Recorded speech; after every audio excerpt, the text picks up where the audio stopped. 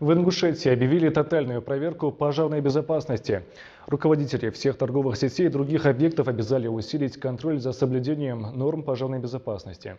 Все объекты массового пребывания людей от школ до рынков также под пристальным вниманием ответственных служб.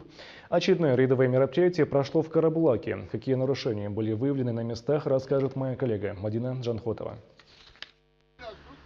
В списке объектов, которые были подвергнуты проверке, значились учреждения торговой сети, спортивного и медицинского назначения, а также культурно-развлекательные центры.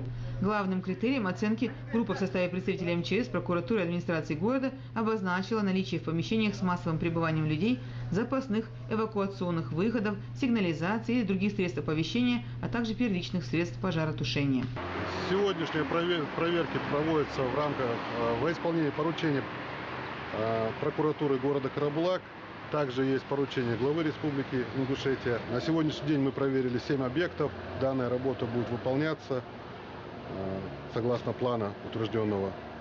Первые посетили Карабулакскую спортивную школу. В это время здесь как раз в различных секциях занимались детишки разного возраста, которые по сигналу тревоги дружно покинули здание.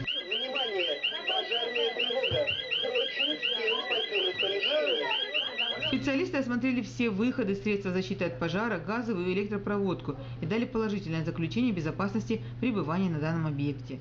Автоматическая пожарная сигнализация в рабочем состоянии, все эвакуационные выходы тоже открытые, не загромождены. Оценка положительная, так как все люди были, в том числе и дети, и рабочий персонал, был эвакуирован. Мы не только стараемся следовать букве закона, обеспечивая себе и всем посетителям спортивной школы безопасность, но еще проводим инструктаж, обучая ребят их первым действиям на случай ЧС, говорит директор спортивной школы. В данное время у нас все нормально, есть и аварийные выходы, и с каждой раздевалки 2 выхода есть, с бассейна 2 выхода есть, с зала тоже 2 выхода, из задней части со стороны боксеров, из тренажерного зала тоже у нас выход в боксерский зал на улице и сразу в этот коридор. Все выходы есть, огнетушители все рабочие. На другом объекте идеальной картины назвать не удалось. В магазине с названием «Карабулак» выявили несколько недочетов, связанных с сигнализацией, газовым соединением и технической документацией, что для объекта с такой проходимостью крайне недопустимо. Выявлены нарушения незначительные, там отсутствие журнала инструктажа, меры пожарной безопасности. Первичные средства не пронумерованы. А так эвакуационные выходы все есть и открыты. В числе 7 проверенных сегодня объектов оказалось и стационарное отделение республиканского кожвендиспансера. Здесь на тот момент начинались пожарно-тактические занятия 4-й пожарно-спасательной части города Карабулак. Отрабатывались действия на случай возникновения пожара на объектах с массовым и ночным пребыванием людей, а также оценивалась готовность учреждения к непредвиденным чрезвычайным ситуациям. Согласно поставленной задаче, спасателям удалось ликвидировать пожар и эвакуировать пациента в учреждение за 2 минуты. На учение было привлечено 20 человек, 5 техники.